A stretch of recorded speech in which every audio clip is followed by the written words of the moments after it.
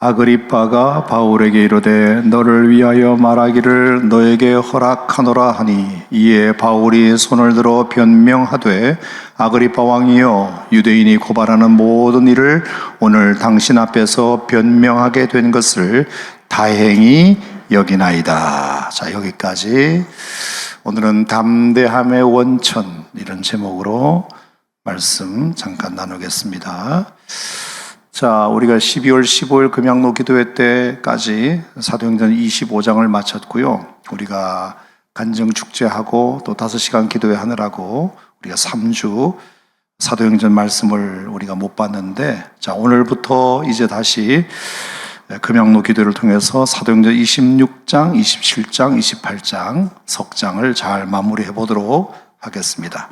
끝까지 성령께서 주시는 감동과 도전이 여러분에게 있기를 바랍니다. 자, 여러분 잊어버리실 것 같아서 잠깐 한번 정리하겠습니다. 바울이 3차 전도행을 끝내고 예루살렘으로 사람들이 그렇게 가지 말라고, 예루살렘에 가시면 죽으실 수도 있다고 그렇게 사람들이 말리는 여러 손길을 뿌리치고 바울은 기어이 이제 예루살렘으로 갑니다. 분명한 목적, 또 나름의 이유, 그리고 뜻이 있었기 때문이죠. 그것은 사도행전 20장 24절에도 말씀하셨듯이 나의 달려갈 길과 주 예수께 받은 사명, 하나님의 은혜의 복음을 증언하는 일을 마치려 하면은 내 생명을 조금도 귀한 것으로 여기지 않겠다. 내게 죽음보다 더, 생명보다 더 귀한 사명이 있다. 그래서 죽음보다도 사명을 더 귀하게 여겼기 때문에 사람들이 그렇게 예루살렘에 가지 말라고 뜯어 말렸음에도 불구하고 기어이 바울은 예루살렘으로 이제 오게 됩니다. 여기서 잠깐 여러분들 한번 생각해 보세요.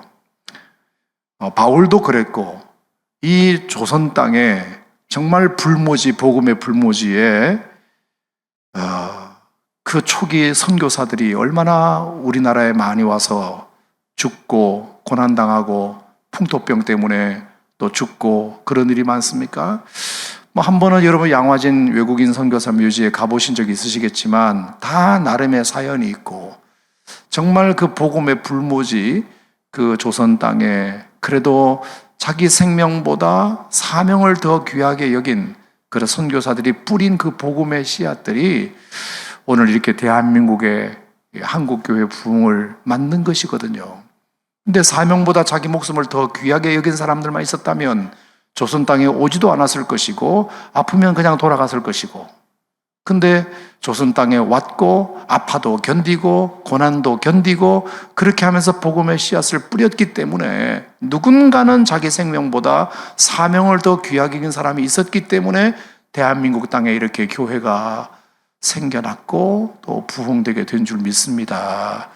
우리 오산 침례교도 어쨌든 61년, 올해가 62년이지만 그래도 이만큼 하나님께서 성장하게 하신 것은 누군가 이름 모르는 수많은 성도들이 자기 가정보다 사명을, 자기 생명보다 사명을, 자기 물질보다 사명을, 자기 시간보다 사명을 더 중요하게 여겼던 사람들이 분명히 있었기 때문에 시대마다, 그러니까 교회가 이만큼 됐지, 시간 남으면 봉사하지, 때 되면 그냥 예배 가지, 이렇게 해가지고 이 교회가 어떻게 여기까지 왔겠습니까? 누군가는 뜯어 말려도 내게 주신 사명이 있다, 뜯어 말려도 나 이거 예배에 목숨 건다, 이렇게 했던 사람이 있으니까 여기까지 왔겠죠. 교회뿐이겠습니까? 이 나라뿐이겠습니까? 여러분, 우리가 어떤 면에서는 더 귀한 가치를 실현하는 데 있어서는 내 시간이 좀 희생되더라도, 내 물질이 좀 들어가더라도, 또 내가 좀 바쁜 시간을 쪼개더라도 우리가 맡기신 사명을 더 중요하게 여기는 사람들이 많아질 때 그 공동체는 부흥할 줄 믿습니다. 가치 있는 일은 더 아름답게 이루어질 줄로 믿습니다. 아멘입니까, 여러분? 바울도 그렇게 했기 때문에 복음이 계속해서 전파될 수 있었고 이어져 올 수 있었다 생각합니다. 하지만 그 길이 절대로 꽃길은 아닙니다. 바울이 예루살렘에 오자마자 얼마 지나지 않아 혹독한 고난을 치릅니다.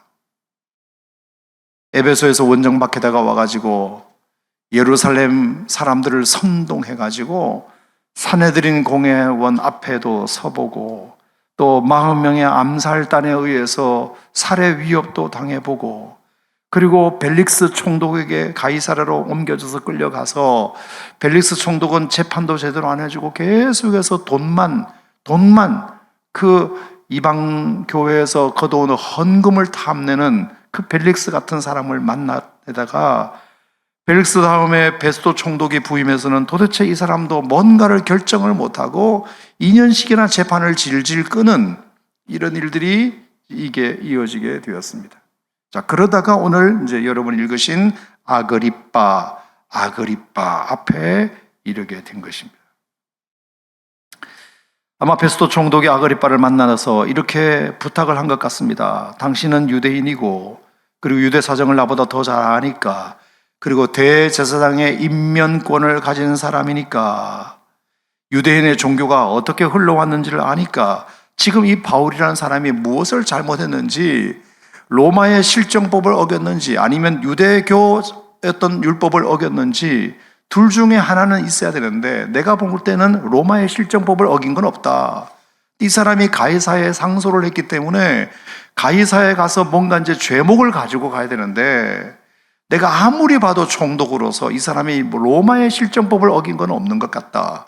그러면 유대인의 율법을 어긴 것을 가지고 로마에 가서 이제 가이사에게 이 사람의 죄목이나 뭔지를 알려줘야 되는데 나는 잘 모르겠으니 나는 로마 사람이니까 잘 모르겠으니 당신이 아그리빠 왕 아니냐 유대인의 왕 아니냐 그러니까 이 사람을 직접 신문해가지고 이 사람의 죄목을 좀 찾아내라.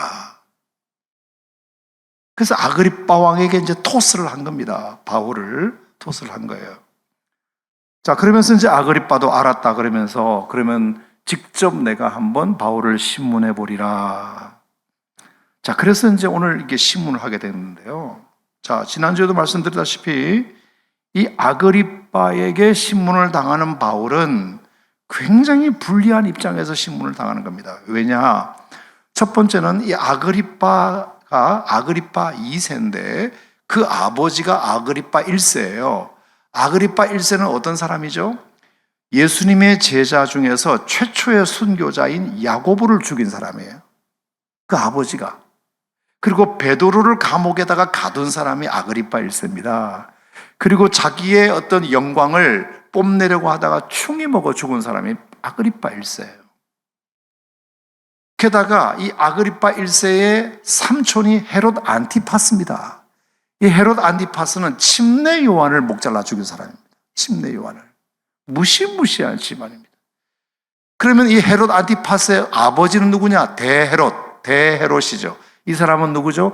예수님께서 태어날 당시에 유대인의 왕이 태어난다는 소문을 듣고 내가 엄연히 왕인데 누가 왕이 태어난다는 거야? 이러면서 2살 아래의 남자들을 모두 다 사내 아이를 죽이라고 명령한 사람이 대헤롯입니다. 대헤롯은 그런 사람이고 아들 안티파스는 침례요한을 죽인 사람이고 조카 헤롯 아그리빠 1세는 야고보를 죽인 사람이고 베드로를 감옥에 넣은 사람이고 그 아들이 아그리빠 2세예요. 그러니까 예수의 옛자만 들어도 악감정이 생길 수밖에 없는 사람이 아그리빠 2세입니다. 근데 그 사람이 지금 바울을 심판하겠다, 바울을 무슨 재판하겠다고 하니 이게 공정한 재판이 나올 수 있겠습니까? 게다가 이 헤롯 아그리빠의 부인이 버니게라고 되어 있어. 버니게 맞죠? 버니게. 자, 버니게라는 사람은 이 사람이 어떤 사람이냐면은 헤롯 아그리빠의 부인인 것처럼 보이지만 사실은 여동생이에요. 여동생입니다. 이미 버니게는 이혼을 2번 한 사람이고요. 그래서 이제 오빠 집에 잠깐 머물다가 오빠랑 눈이 맞은 거예요. 그래서 근친 상간이 된 겁니다. 집안이 아주 거시기한 집안입니다. 본인도 도덕적으로 윤리적으로 문제가 있는 데다가 그리고 기독교의 기자, 예수의 옛자만 들어도 아주 알레르기 반응을 일으키는 사람이 바울을 지금 심판하겠다고, 바울을 재판하겠다. 여러분, 불공정한 심판은 뻔할 뻔자입니다. 우리가 살고 있는 세상이 그런 세상입니다. 거기다가 뭐라 그랬죠? 크게 위험을 갖추어. 자, 25장 23절에 보면 이튿날 아그리빠와 버니게가 크게 위엄을 갖추고 와서, 위엄을 갖추고. 자, 바울은 2년 동안 감옥에 있던 사람입니다. 정말로 출애례 하기 그시 없고, 세수를 제대로 했겠습니까? 목욕을 제대로 했겠습니까? 옷차림이 얼마나 남루하고 머리는 장발인데다가 그렇게 죄수 한 명을 신문하는데 무슨 위엄을 갖출 게 있다고 온갖 복장을 다 입고, 왕은 왕복을 입고 왕비는 왕비복을 입고, 무슨 외교 사절을 맞이하는 것도 아니고 죄인 하나를 신문하는데 이렇게 자기들이 온 왕관을 뒤집어 쓰고 왕복을 차려입는, 여러분, 이것은 어떤 의미라고 생각하세요? 죄수 한 명을 다루는데 그렇게까지 할 필요가 있냐는 겁니다. 거기다가 어떤 사람들까지 왔다? 천부장. 자, 23절에 보니까 천부장들과, 천부장이 그때 한 7명 정도 됐다고 하는데, 천부장들과, 그리고 시중에 높은 사람들과, 이 사람은 가이사랴 시의회 의원들입니다. 함께 접견 장소에 들어왔다, 이렇게 있습니다. 자, 2년 동안 죄수 생활을 했던 바울 한 사람을 재판하기 위해서 아그리빠 2세와 버니게가 크게 위엄을 갖추고 왕복을 입고 왕비옷을 입고, 그리고 천부장들을 대동하고 시의회 의원들 대동하고. 여러분, 제가 말주변이 없어서 설명은 여기까지밖에 못하겠는데 하여튼 그 분위기가 어떤 분위기인지 아시겠죠? 남루하고 초췌하게 이를 데 없는 죄인 하나를 앞에 놓고 주변에 삥 둘러서서 화려하고 거창한 옷을 입은 사람들이, 그 세력가들이 둘러서 진치고 있는 겁니다. 분위기로 바울을 압도하려고 했던 거죠. 꼼짝 못하게 만들려고 했던 거죠. 딱 주눅들기 십상인 상황입니다. 게다가 이제 26장 아그리빠가 바울에게 말합니다. 자, 1절에 뭐라 그랬죠? 너를 위하여 말하기를 너에게 허락하노라. 너를 위하여 말하는 것을 내가 허락한다. 여러분, 이 말은 굉장히 아그리빠가 바울에게 배려하는 것처럼 보일 수 있습니다. 근데 여러분, 이것은 행간을 읽어야 됩니다. 너를 위해서 네가 변명할 수 있는 기회를 줄게, 이렇게 배려하는 것처럼 보이지만 사실은 그런 말이 아닙니다, 여러분. 이것은 오히려 비꼬는 말입니다. 너를 위해서 한번, 네가 유리하도록 한번 말해봐, 이런 뜻입니다. 한번 드러나 보자. 그래, 너 한번 하고 싶은 얘기 한번 다 해봐, 이런 뜻입니다.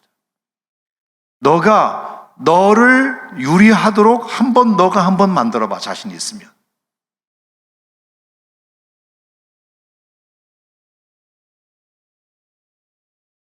그러니까 이 말은 뒤집어 말하면 네가 무슨 할 말이 있다고 그래? 그냥 순순히 잘못했다고 말해. 그것을 은연중에 압박하는 말입니다.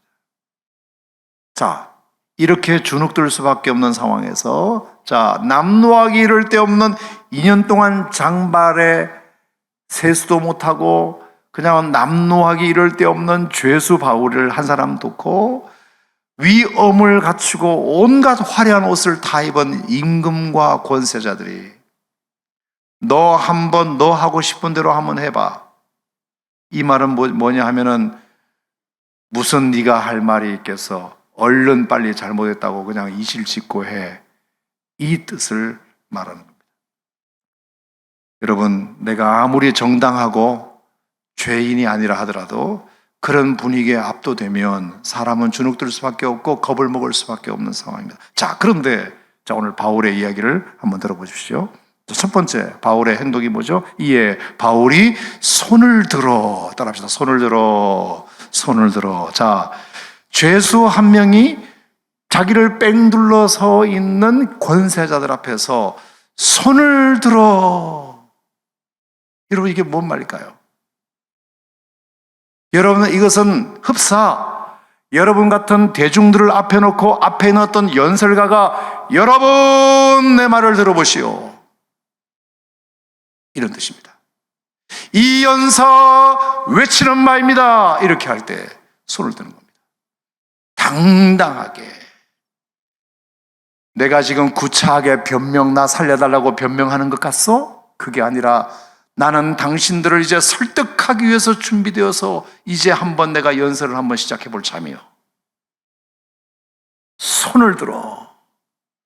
여러분 벌써 그 자세가 얼마나 바울을 당당하게 표현한 말인지 몰라요. 자, 거기다가 변명하되라는 말입니다. 변명하되. 자, 이 변명이라는 말은 우리에게는 별로 그렇게 썩 좋은 뉘앙스를 주는 말은 아닙니다. 자, 변명이라는 말은 어떤 사람이 잘못을 했을 때 그 잘못한 것을 어떻게 좀 모면해 보려고, 벌을 좀 덜 받으려고 어쩔 수 없이 궁여지책으로 하는 말을 변명이라고 하잖아요, 우리가. 근데 여러분, 이것은 조금 부족한 번역이에요. 변명이라는 말보다 변증이라는 말이 더 정확한 번역이에요. 변증. 여러분, 변증은 뭐죠? 변증. 자기가 믿는 것을 논리적으로 설득하는 것을 변증이라고 합니다. 내가 어떤 확신하는 바가 있는데, 내가 어떤 믿는 바가 있는데, 이 믿는 것을 논리적으로 설득하는 것을 변증이라고 합니다. 자, 바울은 지금 주눅 들지 않고 당당하게 손을 들어서 여러분 내 얘기를 들어보시오. 내가 이제 믿는 바를 논리적으로 여러분들에게 설득시키겠어. 그러니까 크게 위엄을 갖추고 바울을 둘러선 그 임금들과 권사들이 어떤 느낌이었겠습니까? 어라? 이놈 봐라? 이런 생각이 들 수 있죠. 자, 결정적으로 2절입니다. 2절 시작. 아그리빠 왕이여, 유대인이 고발하는 모든 일을 오늘 당신 앞에서 변명하게 된 것을 다행히 여기나이다. 자, 이 다행이라는 번역도 조금 아쉬운 번역이에요. 자, 다행스럽다는 말은 어떤 거죠?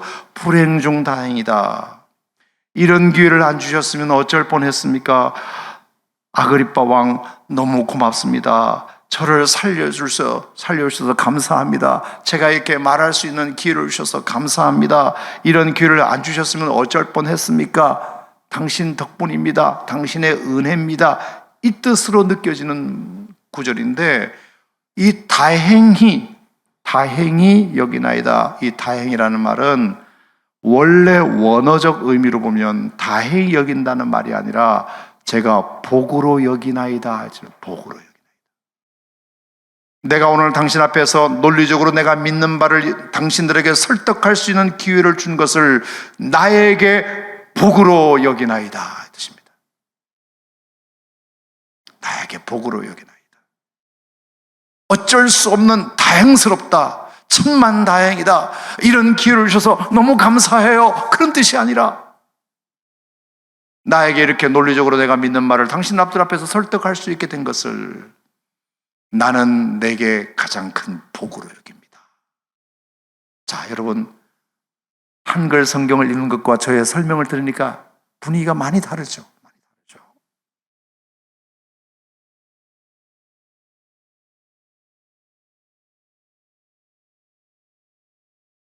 이렇게라도 당신들 앞에서 복음을 전할 수 있는 기회, 내가 찾아간 것도 아니고 당신들 발로 찾아와서 듣겠다고 하니 얼마나 이것이 나에게 복인지 모르겠어.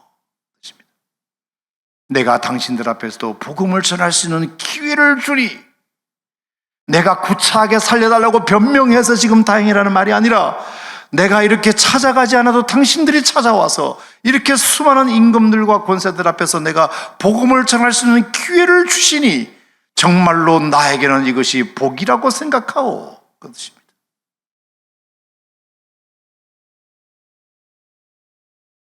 여러분, 우리가 흔히 복이라는 말을 어떨 때 쓰죠? 복이라는 말, 복. 여러분, 이런 것을 안 당하는 것이 복이잖아요. 이런 일에 지금 있지 않는 것이 복이잖아요. 죄수의 몸이 되지 않는 것이 복이잖아요. 당하더라도 피하는 것이 복이라고 생각합니다. 돈이 많아지는 것이 복입니다. 좋은 직분을 갖는 것이 복이에요. 갇혀있던 사람이 풀려나는 것이 복입니다. 병든 사람이 고침받은 것이 복이에요. 낮은 사람이 높아지는 것이 복입니다. 우리가 생각하는 복은 그런 개념이에요. 근데 바울은 그런 게 진짜 복이 아니라 내가 추구하는 복, 정말로 내가 귀하게 여기는 복은 뭐냐? 내가 복음을 전할 수 있는 기회를 얻게 된 것이 복이고, 내가 굳이 당신들을 찾아가지 않아도 일부러 당신들이 이렇게 와주니 내가 이렇게 복음을 전할 수 있는 기회가 생기니 얼마나 나에게 복인지 모르겠다. 여러분, 그러니까 있는 대로 위엄을 다 갖추어서 바울을 분위기로 압도하려고 했던 그 아그리빠와 버니게와 천부장과 시의회 의원들이 움찔했지 않겠습니까? 이봐라.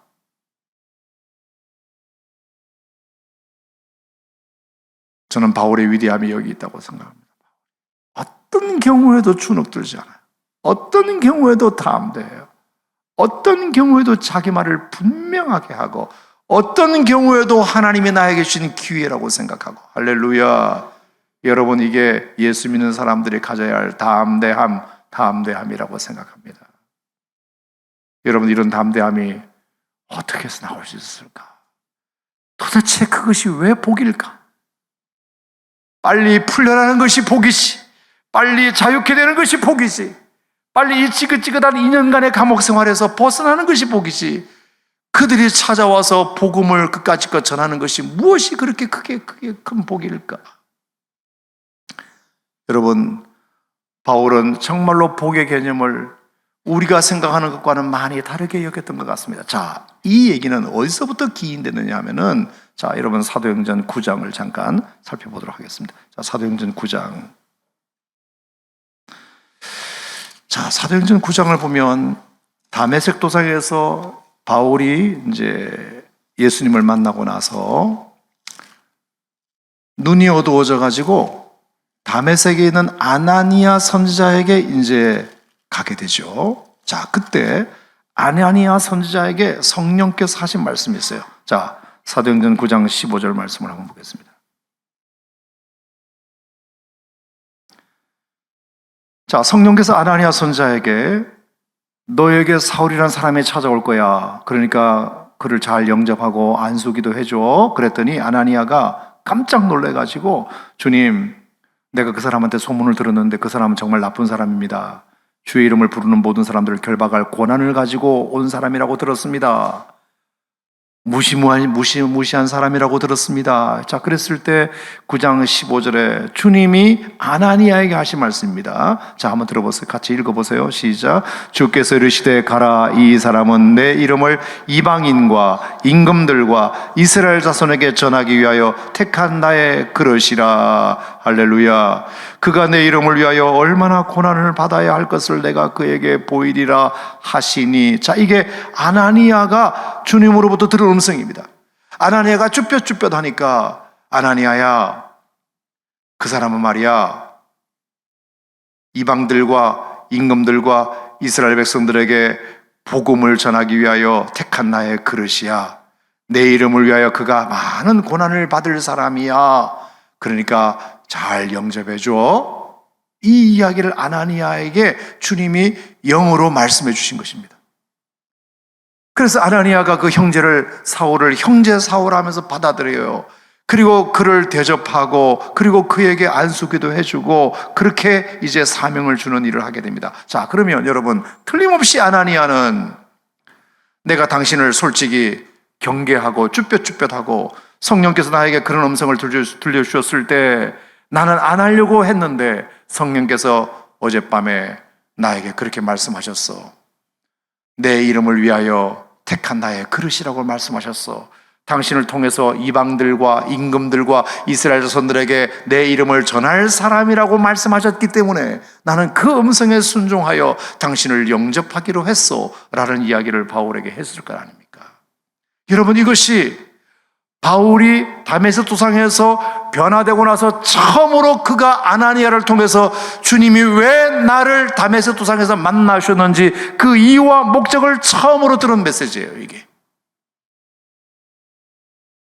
자기가 직접 들은 건 아니지만 아나니아 선지자를 통해서 주님이 왜 나를 다메섹 도상에서 자신을 만나 주셨는지에 대한 그 이유를, 그 목적을, 그 뜻을 아나니아를 통해서 들은 얘기입니다. 자, 뭐라고요? 하나님이 나를 통해서 뭘 하게 하신다? 이방들과 임금들과 이스라엘 자손들에게 예수님의 이름을 전하라는 사명을 나에게 주시기 위하여 다메섹 도상에서 주님이 나를 만나 주셨구나.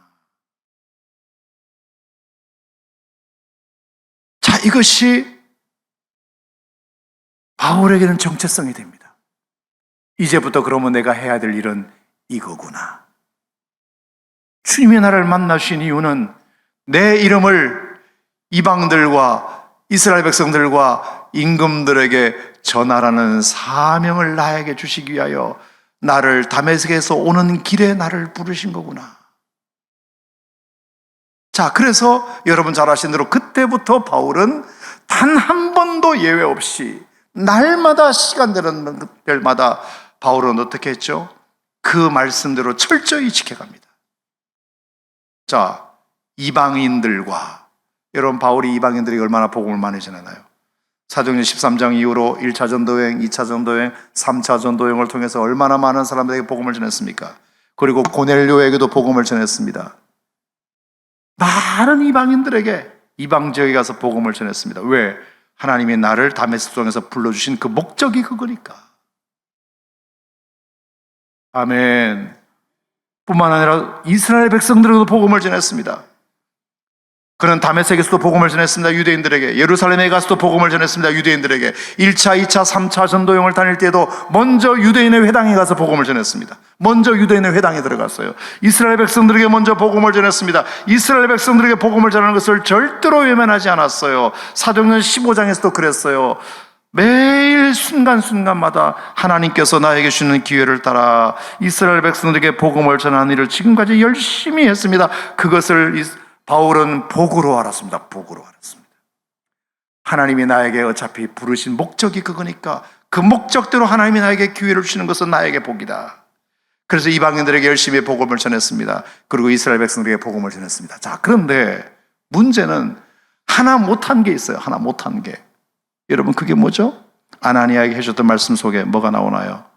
이방인과 임금들과 이스라엘 자손들에게, 이방인들에게도 복음을 전했고 이스라엘 자손에게도 복음을 전했는데 임금들과, 여기서 말하는 임금들이란 말은 지위 높은 고관, 왕이나 시의회 의원이나 천부장이나 이런 계급 높은 나으리들을 말하는 겁니다. 하나님 나에게 언제 이 기회를 주실 겁니까? 내가 이방인들에게도 열심히 복음을 전했습니다. 이스라엘 백성들에게 열심히 복음을 전했습니다. 아나니아를 통해서 내게 주신 사명대로 지금 기회를 얻든지 못 얻든지 복음을 열심히 전했습니다. 근데 하나님 나에게 임금들에게도 복음을 전하라고 우리에게 저를 부르셨는데 하나님 나에게 언제 기회를 주시렵니까? 오늘 사도행전 26장에서 그 기도가 이루어진 거예요.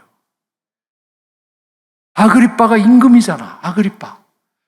그리고 시의회 의원들과 천부장들과 번이게와 이런 고위 관리들이 위엄을 갖추고 왕복을 차려입고 옷을 차려입고 자기 앞에 나타나가지고 얘기 한번 해보라고 하니 이게 얼마나 하나님의 응답이냐.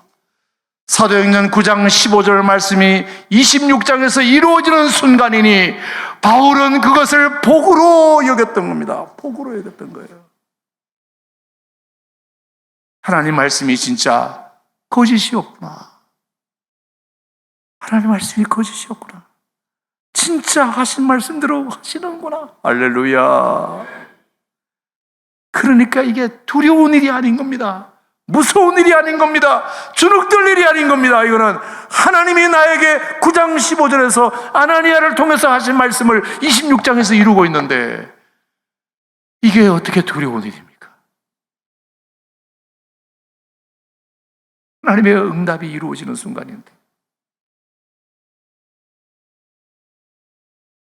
하나님이 그렇게 약속하시더니 빈말이 아니셨네. 진짜 이루시네. 그러니까 손을 들어 변명이 아니라 변증을, 내가 믿는 바를 논리적으로 설득하며 다행히 여기는 것이 아니라 복으로 여기면서 자신만만하게 그 아그리빠 왕과 버니게와 천부장과 시의회 의원들 앞에서 다음 주부터 보게 될 이 귀한 메시지를 선포하게 되는 것입니다. 사랑하는 오산 침례교회 성도 여러분, 저는 그래서 오늘 결론적으로 이런 말씀을 좀 나누고 싶어요. 정말로 예수 믿는 사람들은 복의 개념을 바꾼 사람들이구나. 할렐루야. 복의 개념을 바꾼 사람들이에요. 자, 시편 1편 1절에 뭐라 그랬나요? 복 있는 사람은 돈이 많은 사람이요, 지위가 높은 사람이요, 배운 사람이요, 큰 집에 사는 사람이요, 쟁여놓은 게 많은 사람이요가 아니라 복 있는 사람은 악인의 길을 좇지 아니하고 죄인의 길에 서지 아니하고 오만한 자의 자리에 앉지 아니하고 오직 여호와의 율법을 좇아 그 율법을 주야로 묵상하는 자가 복 있는 사람이다. 우리가 믿음을 가졌다는 것은 복의 개념이 바뀐 것을 의미합니다. 그것뿐인가요? 마태복음 5장에는 뭐라 그랬어요? 예수께서 자기에게 나오는 사람들에게 팔복에 대해서 말씀하셨어요. 첫 번째가 뭐예요? 심령이 가난한 자는 복이 있나니 천국이 그들의 것입니다. 애통하는 자는 복이 있나니 그들이 위로를 받을 것입니다. 온유한 자는 복이 있나니 그들이 땅을 기업으로 받을 것입니다. 의에 줄이고 목마른 자는 복이 있나니 그들이 배부를 것입니다. 긍휼히 여긴 자는 복이 있나니 그들이 긍휼임을 받을 것입니다. 마음이 청결한 자는 복이 있나니 그들이 하나님을 볼 것이다. 화평케 하는 자는 복이 있나니 그들이 하나님의 아들이라 일컬음을 받을 것이다. 의에 줄이고 목마른 자는 복이 있나니 의로 해야 핍박을 받는 자는 복이 있나니 천국이 그들의 것입니다. 여러분, 성경 어디에 배부르고 돈 마시고 돈 많고 배부르고 등 따신 것을 복이라고 말한 적이 어디 있나요?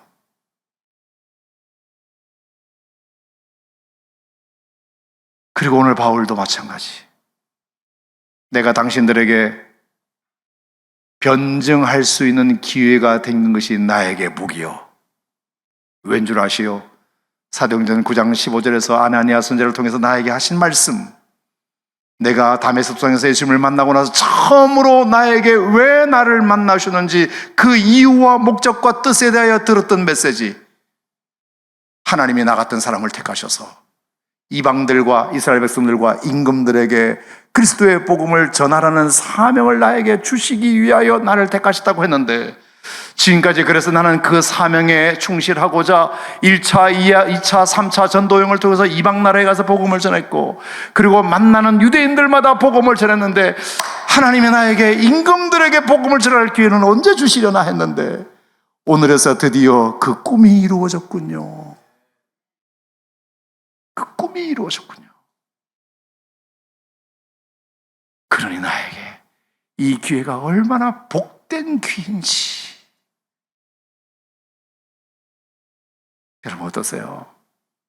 누가 봐도 이것은 위엄을 갖추고 왕복과 화려한 옷을 입고 치마가 질질 끌리는 그런 옷을 입은 수많은 고위 관리들이 남루하기 이를 데 없는 바울 한 사람을 앉혀놓고 분위기를 압도하여 그를 주눅들게 만들려고 했던 그 시도가 극적으로 반전이 되어서 오히려 바울이 내가 당신들에게 복음을 전할 수 있는 기회를 얻었다는 것이 나에게 복이오라고 나오니, 여러분, 세상에 감당치 못할 사람이 바로 바울인 줄로 믿습니다. 예수 믿는 사람들은 이 정도는 돼야 된다. 이 정도는 돼야 된다.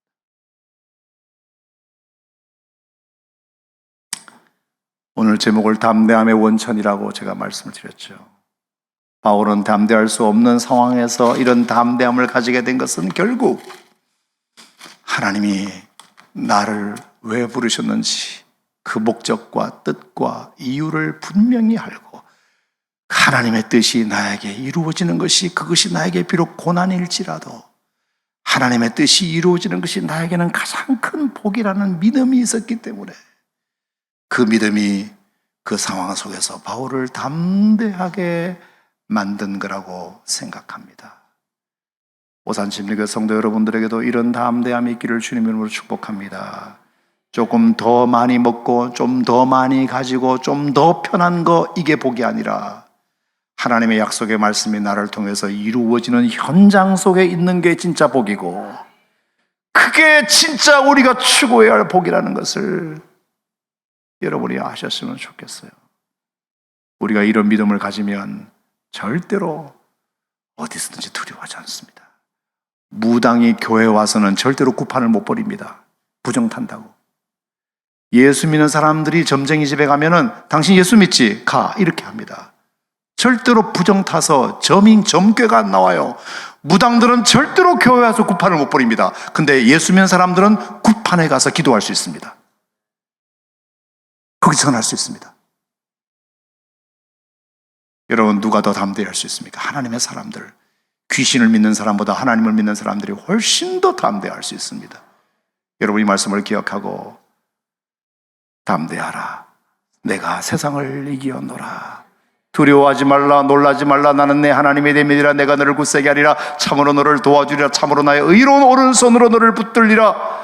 하나님이 여러분을 붙잡고 계시고 하나님의 뜻 안에 있다면 죽는 것도 두렵지 않고 어떤 고난도 두렵지 않고 하나님의 뜻이 나를 통해서 이루어지는 것이 그게 복이라고 믿는데 무엇이 두려운 것이 있겠습니까? 오늘 이 말씀이 여러분들을 다시 한번 하나님 앞에서 담대하게 만드는 축복의 말씀이 되기를 기원합니다. 기도하겠습니다. 하나님 아버지, 감사드립니다. 오늘 사도 바울이 아그리빠 왕 앞에서 보였던 담대함, 어떻게 그럴 수 있었을까? 주눅들지 않고 겁먹지 않고 살려달라고 빌지 않고 오히려 손을 들어 변명하지 아니하고 변증하며 다행히 여기는 것보다 복이라고 여기며 복음을 전할 수 있는 기회를 얻게 된 것을 기쁘게 여기고 복으로 여겼던 바울. 하나님, 우리가 21세기 대한민국 땅에 사는 날 동안 우리에게 이런 일은 없겠지만, 우리에게 이렇게 박해받을 일은 없겠지만, 그래도 우리가 정말로 무엇을 복으로 여겨야 할 것인가를 오늘 말씀을 통하여 가르치셨으니, 하나님, 우리에게도 주눅들지 말고, 가난하고도 주눅들지 말고, 힘이 없다고 주눅들지 말고, 병들었다고 주눅들지 말고, 실패했다고 주눅들지 말고, 주여 나에게 담대함을 주시옵소서. 성경적인 복을 장착하게 하여 주시옵소서. 진짜 복은 악인의 꾀를 쫓지 아니하며 죄인의 길을 서지 아니하며 오만한 자의 자리에 앉지 아니하고 오직 여호와의 율법을 즐거워하며 그 율법을 주야로 묵상하는 자가 복 있는 사람이다. 심령이 가난한 자, 애통하는 자, 온유한 자, 의에 졸이고 목마른 자, 긍휼히 여기는 자, 마음이 청결한 자, 화평케 하는 자, 의로 의하여 박해를 받는 자, 복음을 전할 수 있는 기회를 얻은 자, 하나님의 약속의 말씀이 이루어지는 현장 속에 있는 자, 그런 자가 복 있는 사람이며 그 상황 속에서 우리가 담대할 수 있을 줄 믿사오니 주여, 우리가 다른 데서 담대함을 찾지 말고 주님 안에서 담대함을 찾게 하여 주시옵소서. 절대로 어느 가운데서도 주눅들지 아니하고 예수 믿는 살아서 예수님의 백을 믿고 하나님 백 믿고 담대하게 이 상을 살아갈 수 있는 저희들 되게 해 주시옵소서. 주여, 우리에게 용기를 주시옵소서. 담대함을 주시옵소서. 예수님 이름으로 축복하고 기도하옵나이다. 아멘.